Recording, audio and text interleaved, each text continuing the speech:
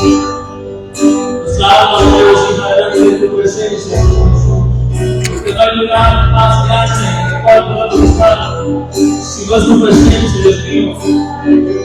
¿A quién iremos, Señor Jesús, si solamente tú tienes palabras de vida eterna? ¿A quién iremos, Señor? ¿A quién iremos? Solo tú tienes palabras de vida eterna. Oh, Señor Jesús, venimos delante de ti. Empieza a regocijar nuestra alma, empieza a regocijar nuestro corazón. A ti no me dio alabar, a ti no me dio exaltar, a ti venimos a exaltar, Dios mío, bendito esta noche. Recibe la gloria, recibe la gloria, recibe la gloria de parte de tus hijos que nos hemos congregado esta noche, Señor Jesús. Oh, Dios mío, gracias. Gracias por el privilegio de adorarte. Gracias por el privilegio de cantarte. Gracias por el privilegio de exaltar tu nombre. Alabamos, Señor Jesús. Mira lo fuerte. Tengo hambre de ti, presencia de tu gracia. Hambre que te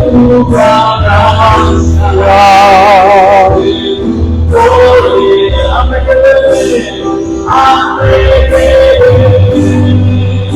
aleluya.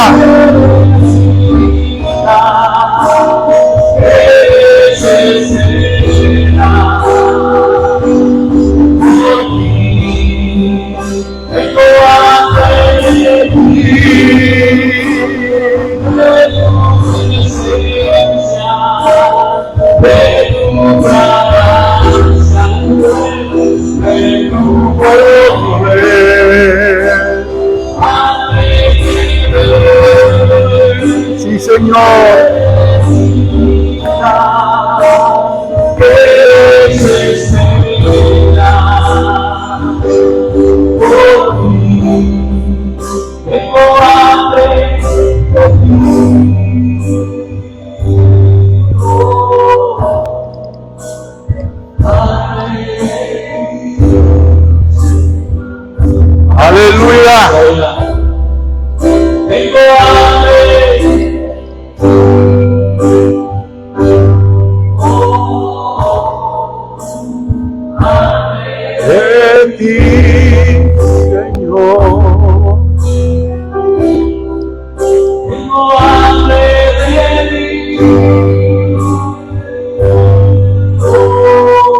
Sí, Señor.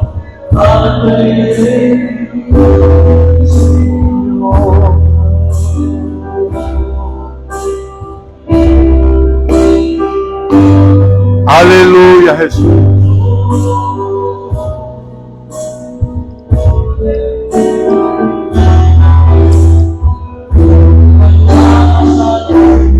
Sí, Señor.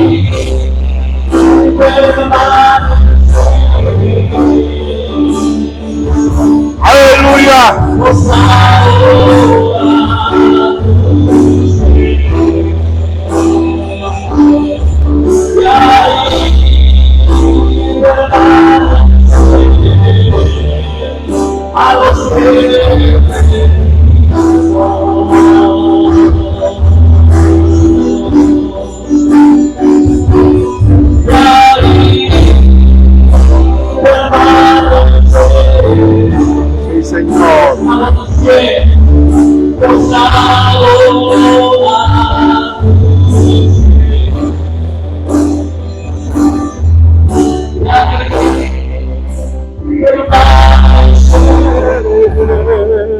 a los pies de Cristo.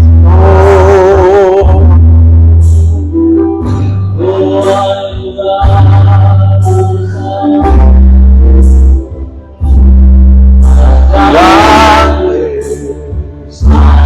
Tus pies.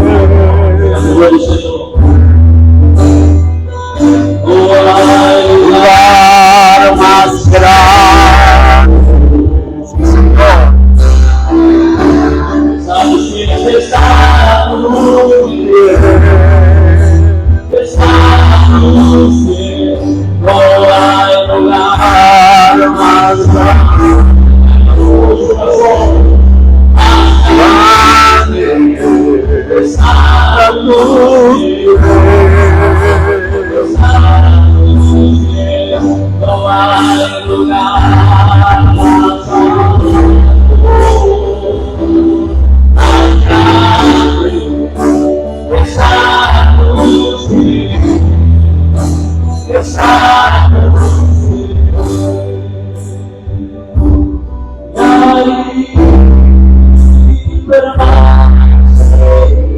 Sí, Señor, aleluya.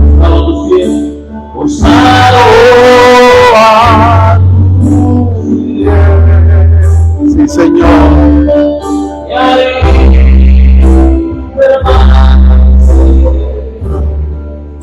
A los pies De Cristo.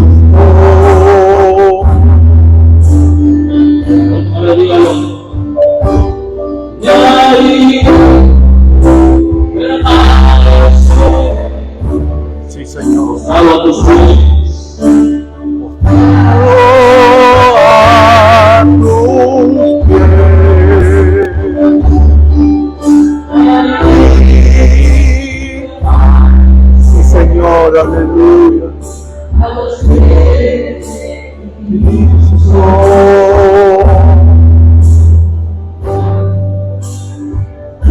Gracias, Señor Jesús. Aleluya. Oramos, Espíritu Santo de Dios. Recibe la gloria, santa oración, compartir con nosotros, Jesús. Gracias, Espíritu Santo de Dios. Aleluya. Oramos, Sí, Señor. Aleluya.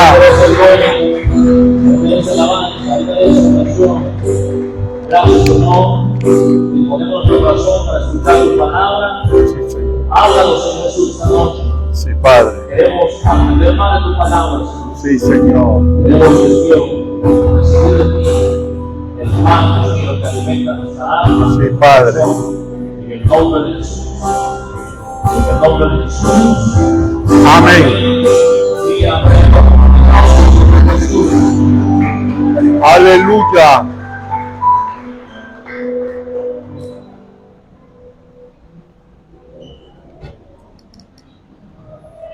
Tengan buenas noches, hermanos, y grande bendición. Amén. Vamos a abrir la palabra del Señor para continuar con el estudio que iniciamos el jueves pasado, que está relacionado con el tema de la gran tribulación. Vamos a abrir capítulo 24 de Mateo. Versículo que vamos a leer es el versículo 21. Amén. 24-21 dice la palabra: porque habrá entonces gran tribulación, cual no la ha habido desde el principio del mundo hasta ahora, ni la habrá. Amén. Pueden sentarse, hermanos. Ya hemos orado con el hermano Miguelito por la palabra. Y como dije hace un instante, el tema que dimos apertura el jueves pasado es el tema de la gran tribulación.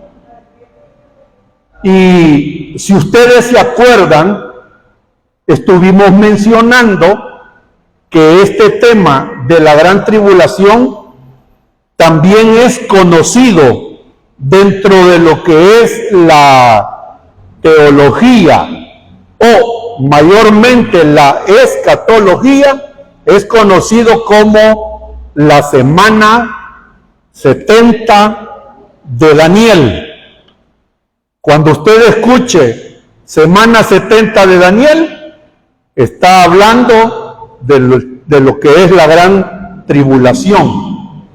A Daniel se le fue revelada esa semana 70, pero todos los eventos y todos los sucesos que se van a dar en ese periodo de la gran tribulación se le fue dada y revelada a Juan el teólogo, el que escribió el libro del Apocalipsis.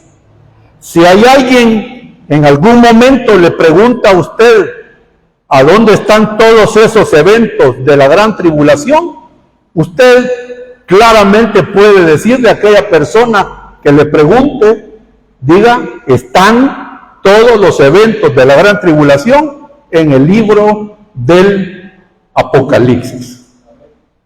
Amén. Y como dije, hermano, esta semana 70 me gustaría que fuéramos al libro del profeta Daniel, en el capítulo que vamos a leer es el capítulo 9.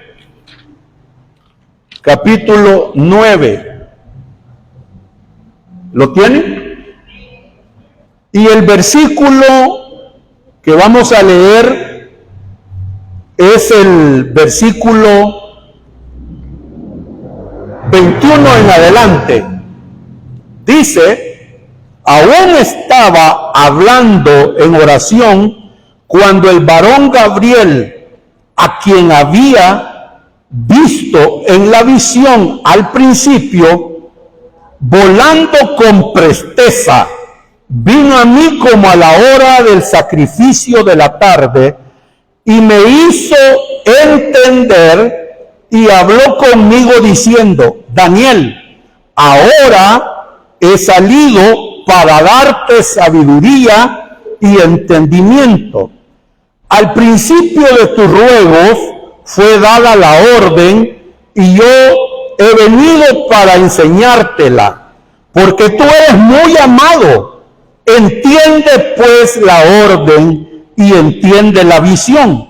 70 semanas están determinadas sobre tu pueblo y sobre tu santa ciudad, para terminar la prevaricación y poner fin al pecado y expiar la iniquidad, para traer la justicia perdurable y sellar la visión y la profecía y ungir al santo de los santos.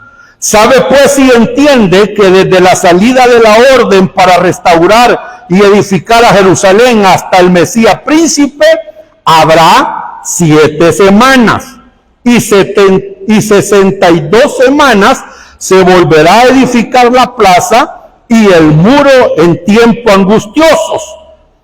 Y después de las 62 semanas se quitará la vida al Mesías, mas no por sí. Y el pueblo de un príncipe que ha de venir destruirá la ciudad y el santuario, y su fin será con inundación. Hasta el fin de la guerra durará las devastaciones. Por otra semana confirmará el pacto con muchos. A la mitad de la semana hará cesar el sacrificio y la ofrenda. Después, con la muchedumbre de las abominaciones, vendrá el desolador hasta que venga la consumación y lo que está determinado se derrame sobre el desolador. Amén. Quiero que noten que este capítulo 9, así terminábamos el mensaje o la enseñanza del jueves pasado, que a Daniel el Señor le reveló esta profecía tan grande y maravillosa que está escrita en este capítulo 9. Y si usted se recuerda, hice una pequeña exhortación para todos aquellos que somos predicadores, cómo es que nosotros podemos prepararnos para que Dios nos dé el mensaje y vengamos a exponerlo aquí a la congregación o en el lugar donde Dios nos lleve a dar su palabra.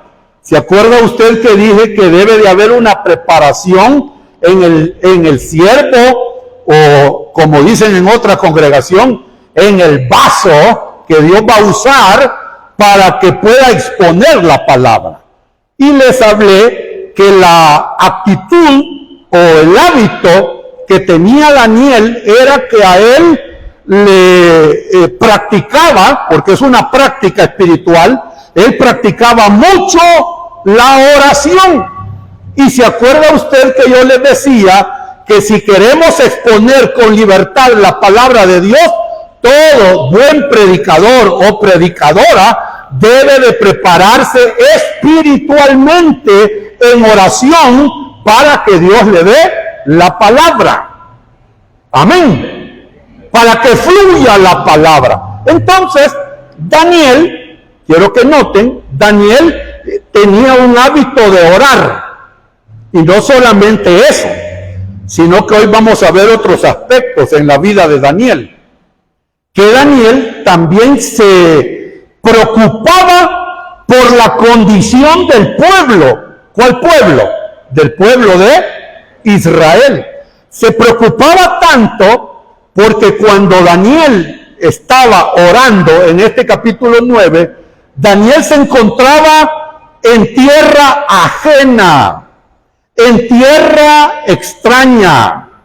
¿Se acuerda usted que los babilónicos y los asirios llegaron a destruir a Jerusalén y llegaron a destruir el templo y destruyeron toda la ciudad de Jerusalén y todo el pueblo fue llevado cautivo a Babilonia aproximadamente por 70 años? Estuvieron cautivos, ¿a dónde, hermano? En Babilonia. ¿Por qué el Señor permitió que el pueblo de Israel fuese llevado allá a Babilonia? Porque fue un pueblo rebelde, un pueblo desobediente, un pueblo que no, hermanos, no tuvo un espíritu de obediencia. Ellos tuvieron, como la misma Biblia lo dice, ellos tuvieron, fueron duros de cerviz. ¿Y saben qué es eso, verdad? ¿Saben qué es duro de cerviz? Les costaba humillarse y obedecer la palabra del Dios de los cielos. Entonces, a todo desobediente siempre le va a ir mal. Solo dos amenes. A todo desobediente siempre le va a ir mal. Dios ya les había advertido que si se apartaban de su palabra, que si desobedecían las leyes, los mandamientos y los estatutos, ellos iban a ser castigados y esparcidos a otras naciones. Pero no obedecieron y no entendieron. Entonces Dios levantó a los asirios y a los babilónicos, incluso al rey Nabucodonosor, que era el rey de Babilonia, que Dios hasta le tiene tanta estima al rey de Babilonia, Nabucodonosor, que dijo el Señor al pueblo, se lo dijo: voy a mandar a mi siervo. Imaginen cómo lo vio el Señor, como su siervo, para que ustedes, que son mi pueblo, sean castigados. Dicho y hecho, hermano. Dicho y hecho. En ese tiempo de que se dieron esas profecías, amado hermano, Dios levantó otro hombre de Dios llamado Jeremías. Y Jeremías, conocido con el nombre o apodo del profeta Llorón, este hombre de Dios les dijo que Dios los iba a llevar a una tierra extraña y que iban a pasar 70 años cautivos y siendo siervos de aquella nación extraña, y que iban a perder todos los privilegios de la tierra que Dios les había dado. Dicho y hecho, esa profecía de Jeremías se cumplió.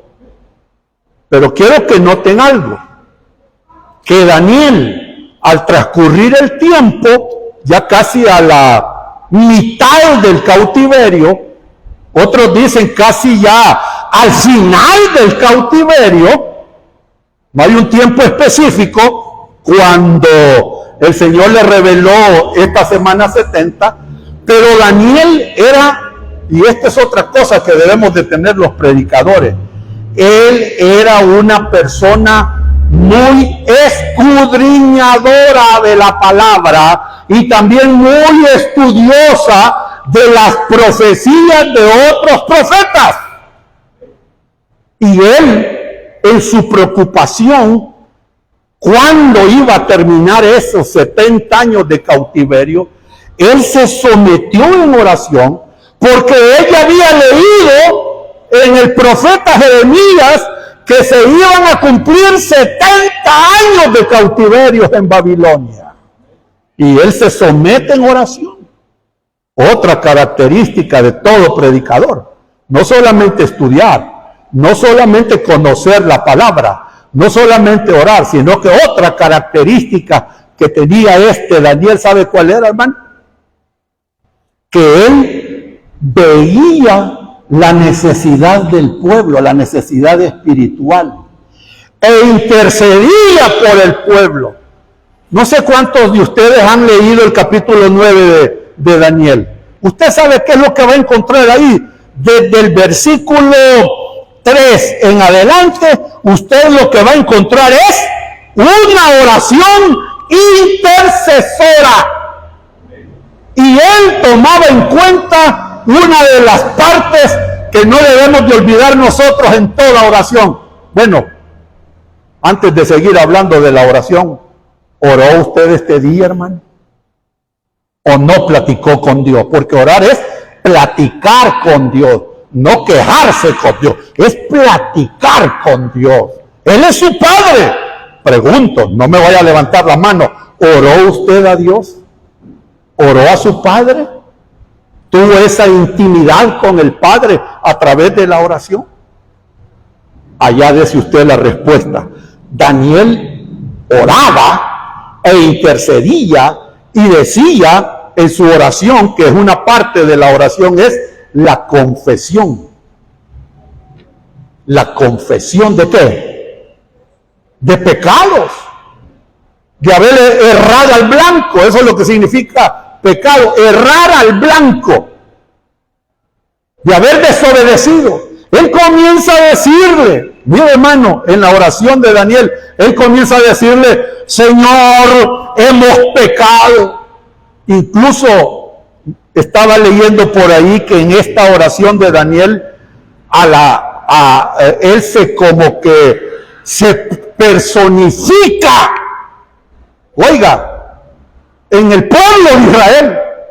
Por eso dice, no le dice tu pueblo ha pecado al principio, sino que le dice, hemos pecado como pueblo. O sea, ahí algunos comentaristas dicen que Daniel se personificó, se echó esa carga de todo el pueblo para interceder por el pueblo. Hemos pecado.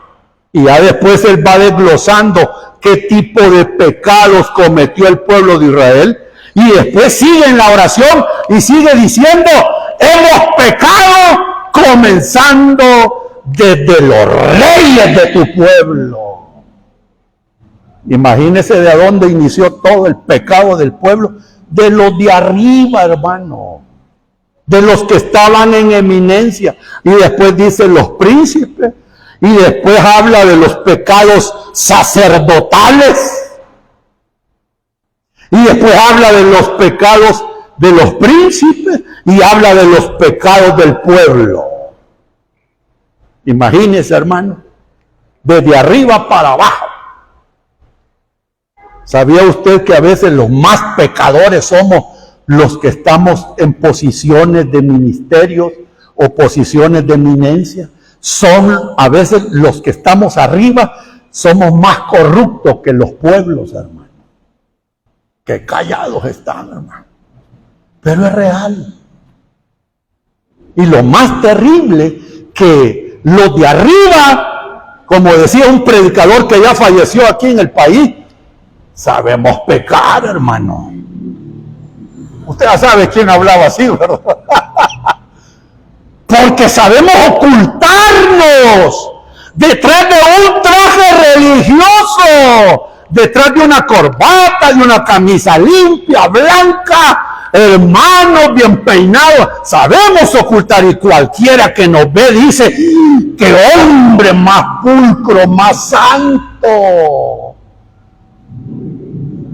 Mas el que conoce nuestros corazones, que es Dios, dice: si supiera el pueblo el sinvergüenza que les está hablando.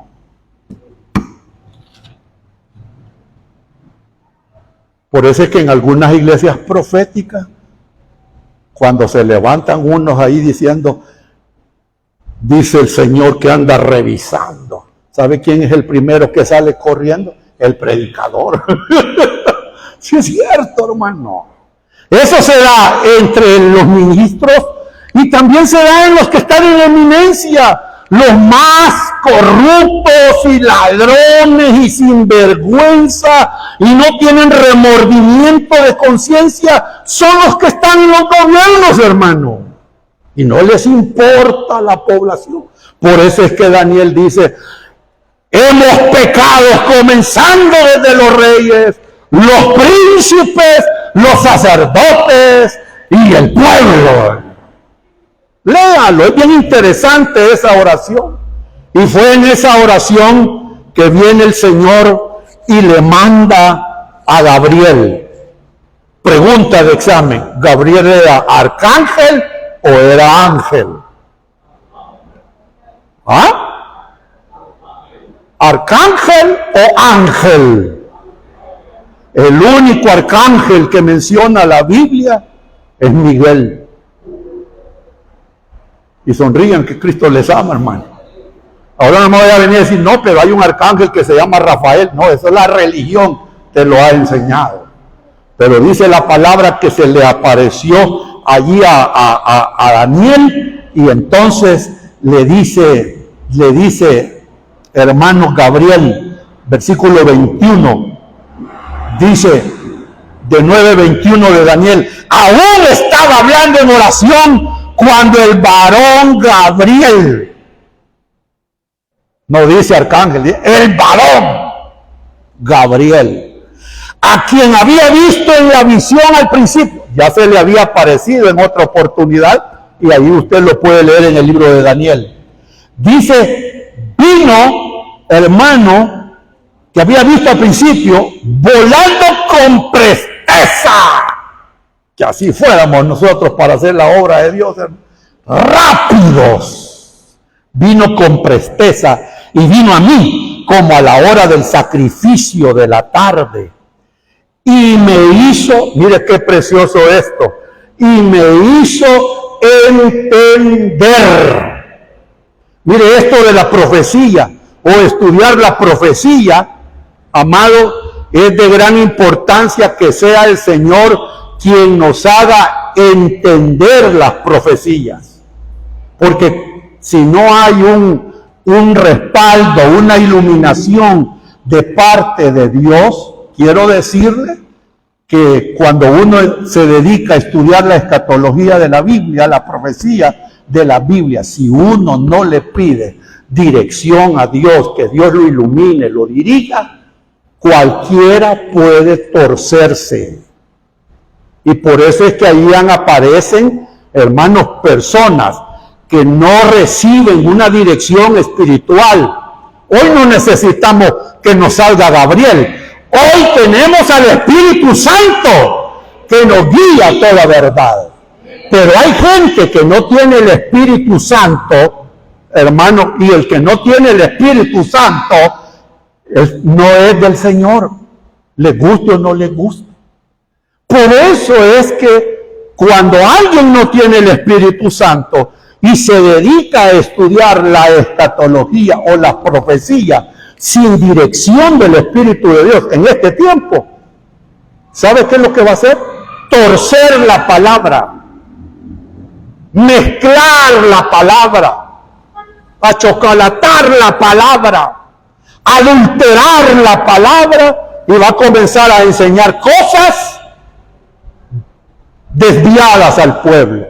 Y ahí es donde han aparecido, ¿sabe quién?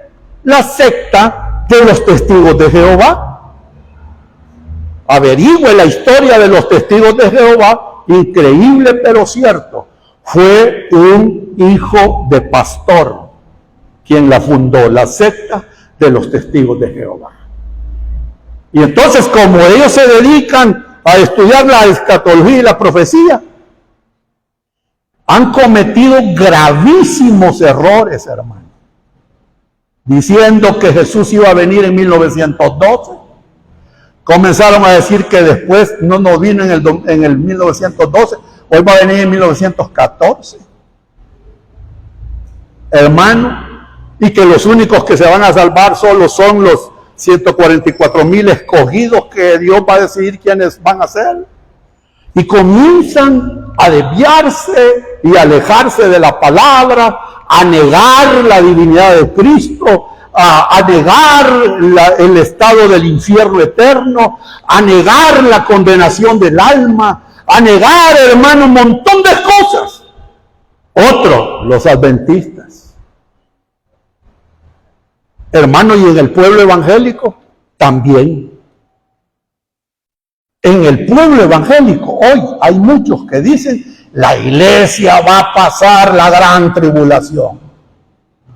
Y están metiendo esa enseñanza. Y hay otros, la nueva ola evangélica, ¿sabe cuál es? Ya no hablen de escatología, si todo eso de Juan que escribió en Apocalipsis era tan fuerte el sol que ese comenzó a delirar y por eso se escribió ese libro. Teólogos famosos, hermano. Hay que tener mucho cuidado. Pero mire, Daniel en oración, vino el ángel Gabo, y le dijo, ¿entiendes? Oiga lo que dice, a mí me gusta el verso 22, y me hizo entender, y habló conmigo diciendo, Daniel, ahora ha salido para darte sabiduría y entendimiento. Amén, hermano. Mire, les quiero abrir mi corazón esta noche. Yo antes de venirme a parar aquí, aunque yo tengo años de venir hablando de escatología, pero aún todavía, ¿usted qué cree? Es que ya tengo el pan listo, solo medio lo pongo ahí en el horno, vaya, vengo a las 6:30, ya los hermanos deben de ser, y vaya hermano, a repetir lo que quizás hace años. No, yo sigo estudiando, hermano. ¿Se acuerda usted que cuando iniciamos a estudiar los eventos del porvenir, yo dije al principio que esto de la escatología es como que usted se ponga al frente del gran océano y está a la orilla de la playa usted y viene y dice, voy a tomar esta lancha y me voy a ir profundizando más y más y más. Porque cuando uno no es muy estudioso en el área de escatología, solo ve allá un límite del gran océano del conocimiento. Pero si usted agarra esa lancha, amado, y va profundizando y profundizando, y se mete y atraviesa todas las olas, el tumbo negro, y se mete al océano, y usted dice, hasta donde me dé el tanque de gasolina del motor, y se mete, ¿qué va a encontrar, hermano? Un inmenso océano. Así es la profecía de la Biblia. Usted tiene que estudiar y estudiar y estudiar para no meterle un veneno o una mala predicación al alma del creyente. Porque lo que se dice de aquí, de ese púlpito, hermano, se dispara, se lanza, se da a conocer, y después, si usted cometió un error, ¿cómo se lo saca aquel hermano? ¿Me explico? Entonces, me gusta lo que le dice Gabriel a Daniel. Entiende, te voy a dar sabiduría y te voy a dar entendimiento. Verso 23. Al principio de tus ruegos fue dada la orden, le dice. Mire qué hermoso, hermano. Al principio de tus oraciones, le dice Gabriel, ya el Señor tenía preparada la palabra que se te iba a revelar. Dios siempre va a dar respuesta a nuestras oraciones. Yo hubiera querido ir, no sé si no me oyeron muy bien. Dios siempre va a dar respuesta a nuestras oraciones. Claro que sí. Siempre va a haber un amén en nuestras oraciones. Y en Cristo todo es amén. Y entonces dice ahí la palabra en el verso 23, al principio de tus ruegos fue dada la orden, y yo he venido para enseñártela. Esa palabra orden dice, esta es la palabra, eso es lo que significa. Y yo te la he venido a enseñar, porque tú eres muy amado. Mire, hermano, mire, como decía Miguel el domingo, si nosotros nos comparamos con otro, a veces nos sentimos más santos que el hermano. Pero si nos comparamos con la santidad, ¿se acuerda que así dijo Miguelito? Nos sentimos, hermanos, ¿cómo se siente? Imagine compararse con la santidad de Cristo, hermano. Uno se siente podrida llaga y hedionda, ¿o no? ¿Y cómo se justifica uno? Pero fíjese, aquí la palabra, qué hermosa, le dice a Daniel, tú eres muy amado. ¿Cuántos creen que el Señor así nos ve a nosotros? Que pobres y amén. El Señor ya nos ve amados, pero no por nuestros méritos, ni por nuestras obras, sino por la obra que Jesús realizó por nosotros en la cruz del Calvario. Por eso es que Juan dice en una de sus cartas, mirad cuán amor nos ha dado el Padre, que seamos que hijos llamados hijos de Dios. Somos amados.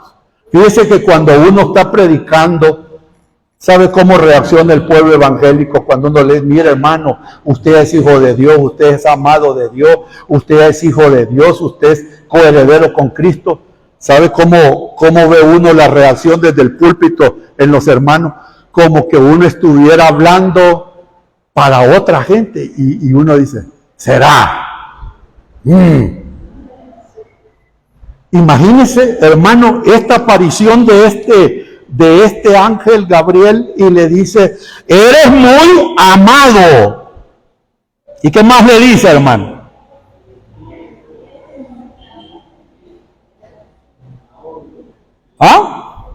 Versículo, ¿qué le dije? 23. Porque tú eres muy amado. Entiende pues la orden. Entiende la revelación. Y entiende la visión. ¿Cuál visión? La visión de la revelación de la semana 70 que le iba a revelar. Entiende la visión, entiende la revelación. Y le empieza a decir, hermano, versículo 24. 70 semanas están determinadas ¿Sobre quién? Tu pueblo. ¿Y cuál es el pueblo de Daniel? Israel. Y dice, y sobre tu santa ciudad. Aquí está ya la revelación. Esta es la orden. Hoy te voy a revelar la visión. Esta es la revelación y hoy te voy a revelar la visión. Y le dice primero, 70 semanas están establecidas para tu pueblo Israel. Me gusta eso porque usted debe de saber que la gran tribulación, hermanos, específicamente va a ser Dios tratando con su pueblo Israel. ¿Cuál pueblo de Israel? El que va a estar morando en la tierra cuando se dé la gran tribulación. Porque usted y yo no vamos a estar morando aquí en la tierra. Nosotros vamos a estar gozándonos en la presencia del Señor. Amén, hermano. Ahí vamos a estar. Levante la mano y diga, yo voy a estar en la presencia del Señor cuando se esté dando la gran tribulación. Amén. Miren, vea esto, lo que le dice el ángel a Daniel. Entiende, te voy a dar sabiduría, te voy a dar inteligencia, para que entiendas la revelación, que es la orden, y la visión. Te la voy a dar a conocer. Me gusta todo lo que le dice el ángel. ¿Por qué? ¿Sabe por qué? Daniel, cuando se le fue dada la revelación de la semana 70, como decimos en el buen salvadoreño, así la cachó. Por la sabiduría y el entendimiento y la inteligencia que Dios le dio. Así se la cachó al ángel. Increíble, pero cierto. Han pasado años y años y años. Oiga, y esta profecía que fue dada 500 años antes de que Cristo apareciera por primera vez aquí en la tierra, en carne, fue dada 500 años antes de la aparición de Cristo aquí en la tierra. Han pasado años y años y años, y ¿sabía usted que esta profecía ha sido mal interpretada por mucho pueblo evangélico, por muchos teólogos? Incluso se han desprendido, quiero que noten esto, se han desprendido 4 escuelas escatológicas o teológicas. ¿Cómo piensan ellos en relación a la semana 70? La primera escuela, se la voy a leer. Miren lo que dice esta escuela. Dice, toda la profecía que se le fue dada a Daniel ya se cumplió, ya ocurrió en el pasado. Y esto ocurrió en el mismo tiempo que Daniel vivió allá en Babilonia. Mire cómo interpreta esta primera escuela. Para ellos ya se cumplió. La segunda escuela, mire lo que dice. Esta escuela cree que también ya se cumplió en los tiempos de Daniel y la desglosan de la siguiente manera. Dice que la semana del 1 al 7 se cumplieron en el tiempo de Ciro y en tiempo de Nehemías el profeta. Esta segunda escuela también desglosa que la semana 8 hasta la semana 69 se cumplió en tiempo de Nehemías y en el nacimiento de Cristo. Esta segunda escuela también dice, la primera mitad de la semana 70 se cumplió entre el nacimiento de Cristo y la muerte en la cruz. Esta segunda escuela también dice que la segunda mitad de la semana 70 se cumplió entre la muerte de Cristo y la destrucción de Jerusalén por los romanos en el año 70 de Cristo. Miren cómo desglosan para entender la semana 70. La tercera escuela dice que esta semana 70 es simbólica. Miren cómo la ven. Simbólica. Y que ya se cumplió, pero de la siguiente forma. Cuando Cristo vino por primera vez a la tierra en carne. Y también la semana 69, que fue revelada a Daniel, se cumplió en el anticristo que apareció en esa semana. O sea que para esta tercera escuela dice que ya el anticristo ya vino. Y también esta tercera escuela dice que la semana 70 va a culminar cuando Jesucristo venga en gloria. La cuarta escuela que dice, esta se conoce porque considera que la 70 semana equivale a semanas literales. Y la interpretan de las siguientes formas. La primera semana ya se cumplió y eso lo podemos encontrar en el libro de Esdras y Nehemías. También dice esta cuarta escuela, la semana 69 tuvieron su cumplimiento poco antes que Jesucristo fuese crucificado. También dice esta escuela que la semana 69 a la semana 70 hay un intervalo de tiempo en la que Dios está cumpliendo sus propósitos con esta edad presente que es el período de la iglesia.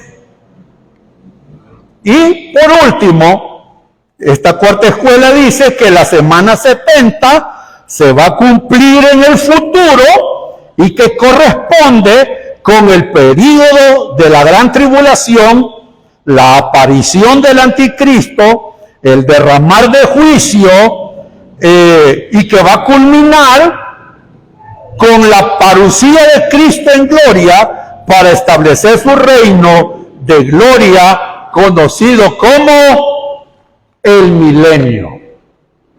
Le pregunto a usted esta noche, ¿cuál de estas cuatro escuelas que le he leído es la que usted cree? ¿La primera, la segunda, la tercera o la cuarta? ¿Cuál? Usted tiene que tener una escuela. La cuarta, dice la hermanita Flores y la hermana Estelita. ¿Quién da más? ¿Ah? Mire, es por eso este día es de enseñanza, hermano. Y usted debe de saber dónde está parado. Porque da no sé qué, como decía el doctor aquel, da cosa ver creyentes, hermano, que no están bien parados en sus creencias. Y se ven todo, tiemblan. Agárrese bien, porque los testigos de Jehová tratan la manera de persuadirlo a usted. Y estos temitas medio lo manejan.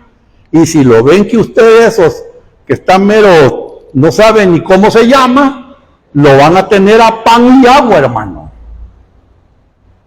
¿Cuál escuela sería? Mi punto es el 4, el mío. El mío. Porque esta cuarta escuela, mi amado hermano, es la que se conoce como premilenaria. Amén. Entonces, mi amado hermano, este es mi punto de vista, la cuarta. Porque si uno ya va a estudiar diríamos, lo que es la profecía que se le fue revelada a Daniel, mi amado hermano, uno entiende así todo lo que ya le he leído. La cuarta escuela es la más acertada, acorde a la profecía de la semana 70. Yo aquí he traído una imagen, hermano Miguelito, por favor, póngame lo de la semana 70. Sí, aquí quiero que noten, mis amados hermanos, aquí está explicada todo lo que es la semana 70. Aquí, para entenderlo, mi amado hermano, usted tiene que ver 7, 62, 7. Y usted lo va a entender bien clarito. 7, aquí no está hablando de días, sino que está hablando de años. ¿Amén? ¿De qué está hablando? De años. Y usted dirá, hermano, ¿y por qué está hablando de años? Porque las semanas están compuestas por días. Porque, amado, es de años, porque usted tiene que trasladarse al versículo 1 y 2 de Daniel del capítulo 9. Léalo conmigo. Lo tienen ahí, 1 y 2 del capítulo 9 de Daniel, para que usted vea que esos 7 no son días, sino que son años. El mismo Daniel dice, en el año primero, ¿cuál es la primera palabra que menciona ahí? En el año primero de Darío, hijo de Asuero, de la nación de los Medos, que vino a ser rey sobre el reino de los caldeos. Versículo 2 dice, en el año primero de su reinado, yo Daniel. Entonces estos dos versículos, hermanos, y la palabra que más resalta aquí Daniel es en el año, en el año. Entonces la revelación que se le fue dada a Daniel fue no de días, sino que de años. Vamos al versículo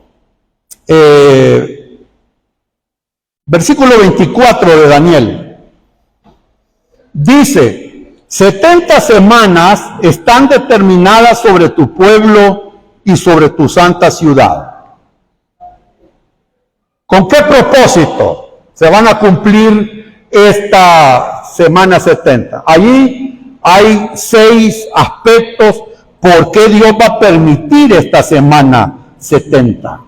Dice, para terminar la prevaricación, primero, poner fin al pecado, segundo, expiar la iniquidad, tercero, para traer justicia perpetua, sellar la visión y la profecía, y sexto, ungir al santo de los santos.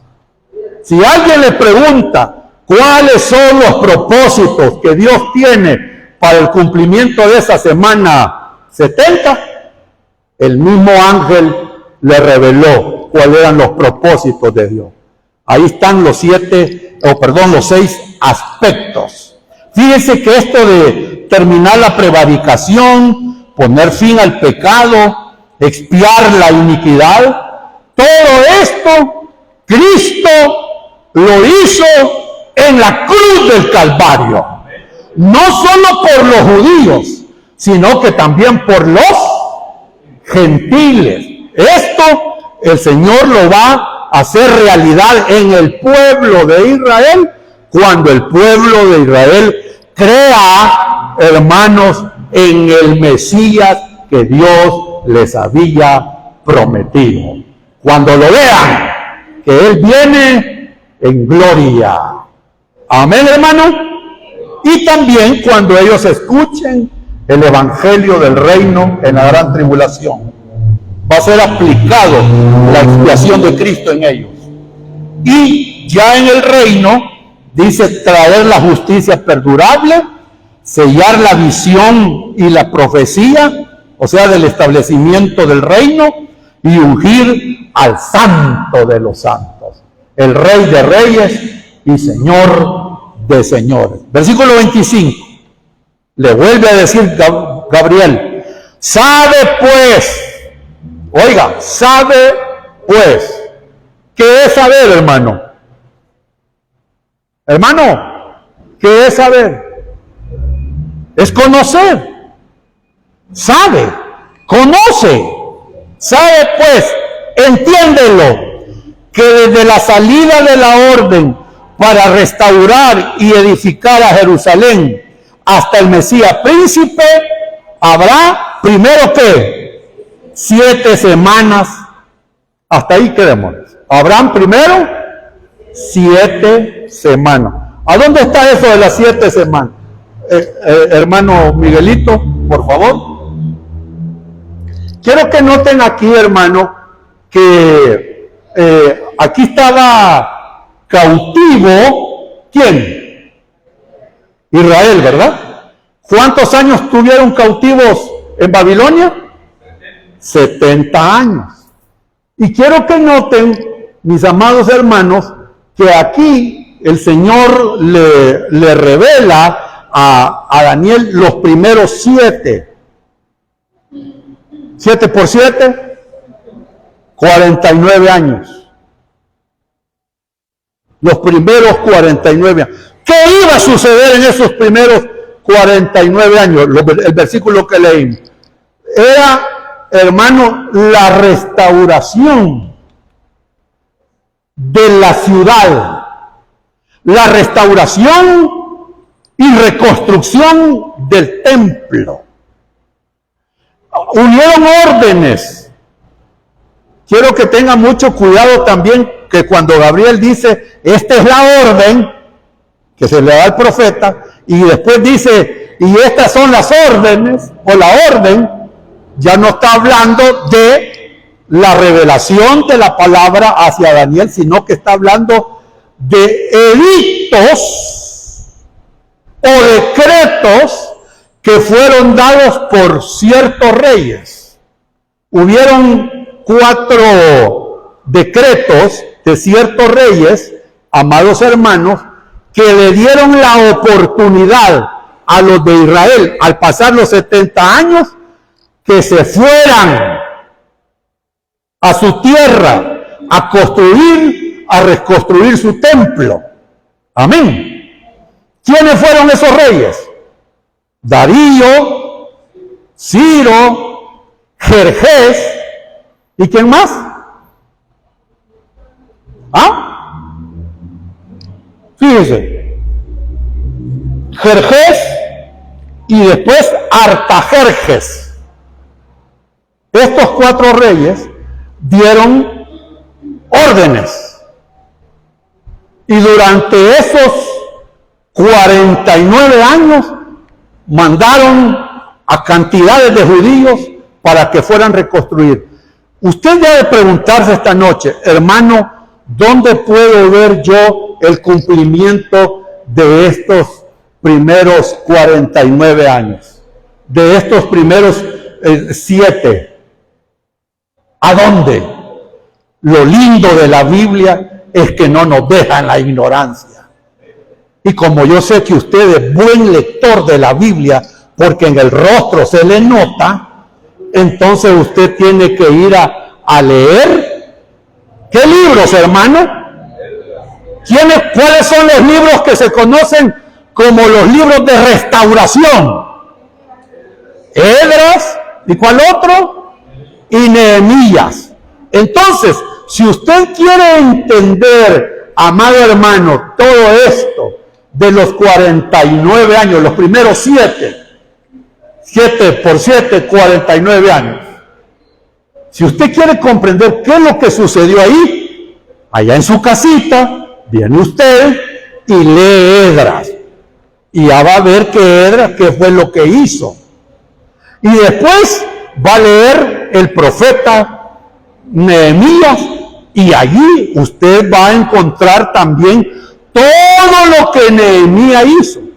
Lo que quiero que noten es que a ellos los mandaron estos reyes, que ya se los mencioné, los mandaron para, dice, reconstruir, restaurar, edificar, dice el verso 25, a Jerusalén.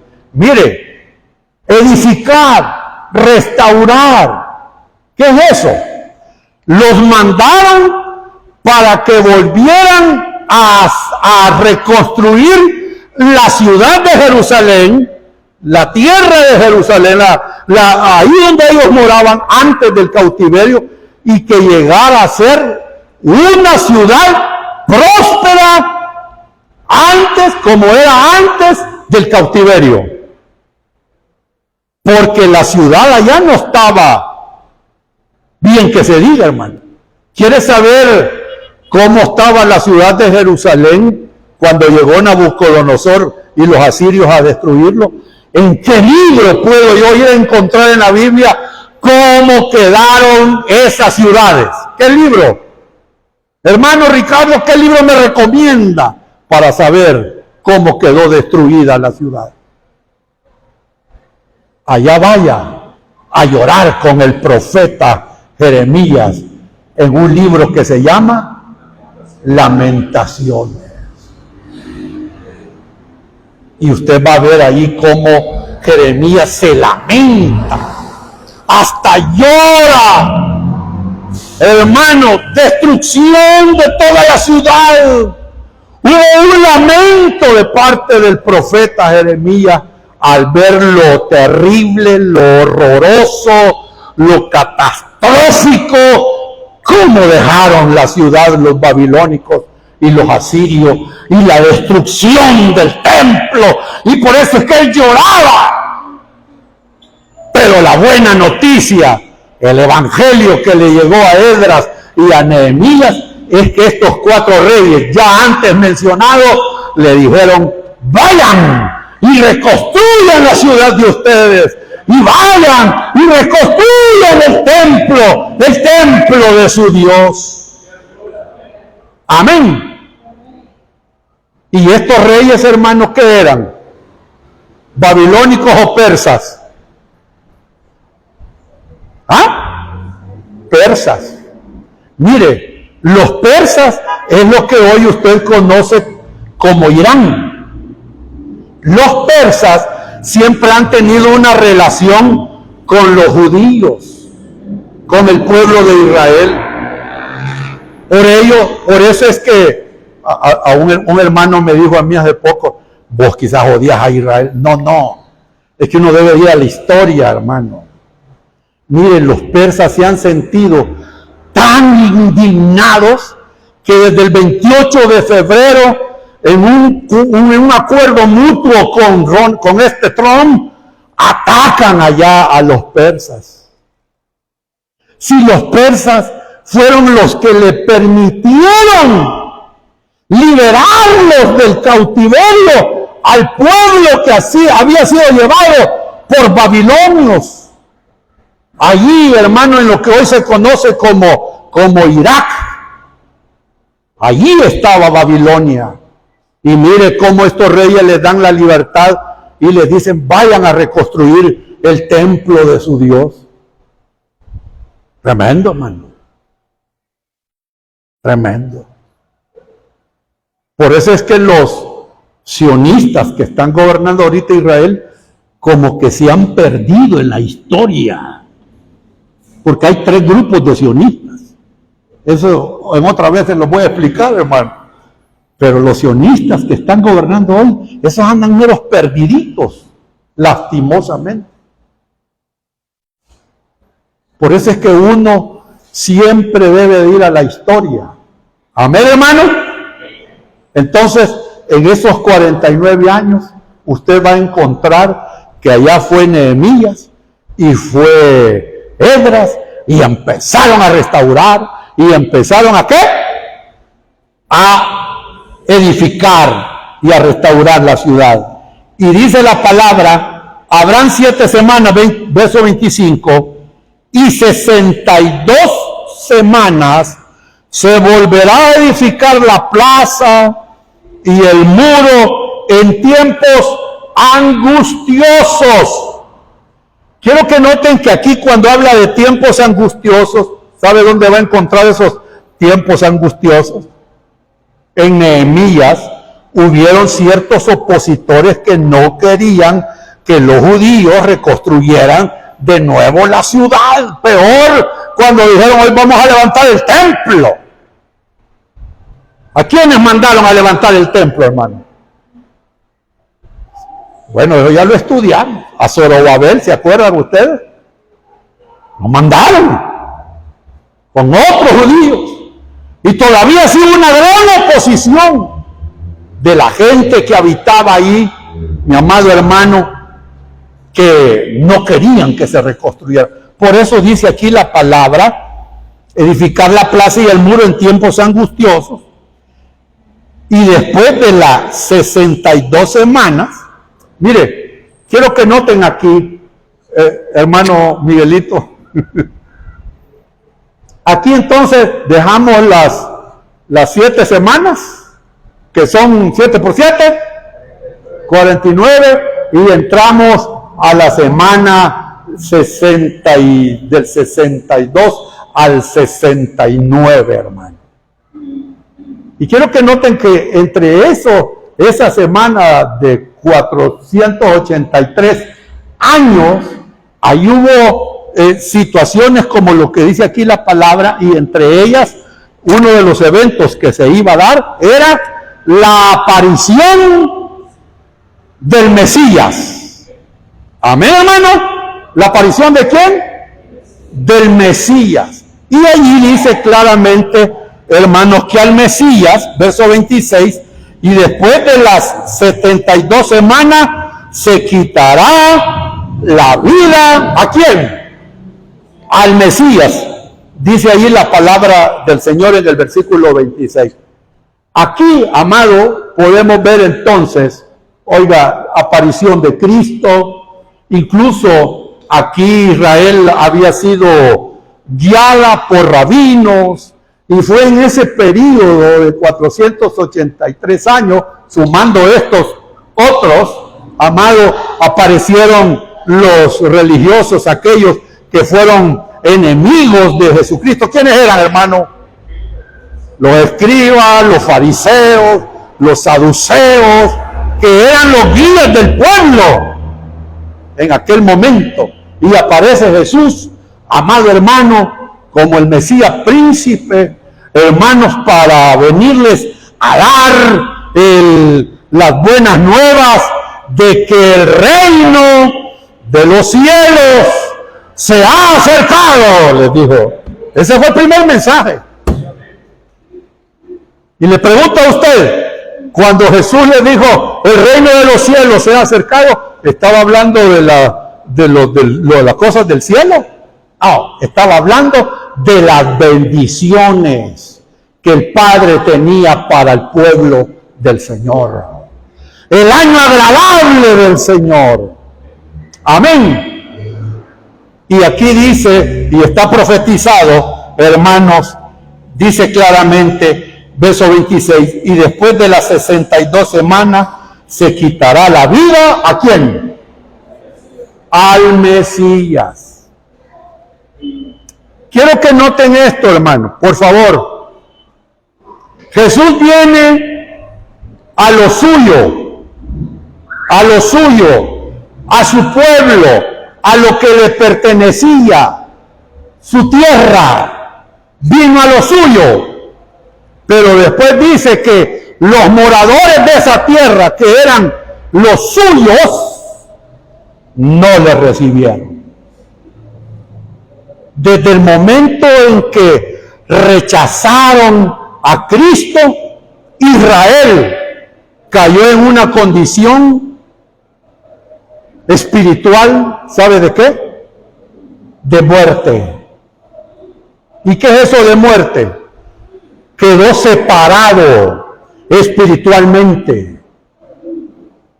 A los suyos vino y los suyos no le recibieron, pero a los que le recibieron, el Señor les dio potestad de ser, ¿qué? Hijos de Dios. Ahí quedó muerto. Nada de comunión. Se endurecieron en el corazón. A ellos les cayó un velo, hermano. Y no entendieron que su Mesías príncipe, el ungido de Dios, el prometido, moró entre ellos, pero ellos cerraron su corazón. ¿Y lo llevó a qué? A quitarles la vida. Muere, hermanos, el Mesías príncipe. Le quitaron la vida. Sigamos leyendo. Dice, mas no por sí, y el pueblo de un príncipe que ha de venir destruirá la ciudad y el santuario, y su fin será con inundación, y hasta el fin de la guerra durará las devastaciones. Aquí aparece un príncipe que ha de venir, que va a destruir, dice, la ciudad y el santuario. Noten esto, que en este versículo tiene doble cumplimiento. Presta atención, hermano, esta profecía tiene doble cumplimiento. Este versículo 26 de este príncipe que ha de venir y que iba a destruir la ciudad y el santuario se cumplió. Se cumplió. ¿Sabe cuándo? En el año 70, cuando Tito llega, el general Tito, y destruye la ciudad. Destruye el templo. Y ahí ya no fue la muerte espiritual de Israel, sino que fue la muerte como nación.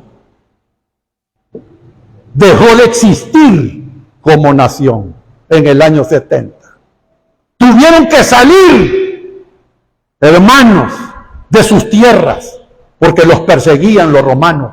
Y entonces allí muere como nación. Dejó de existir Israel. Quiero que vayan notando todo eso.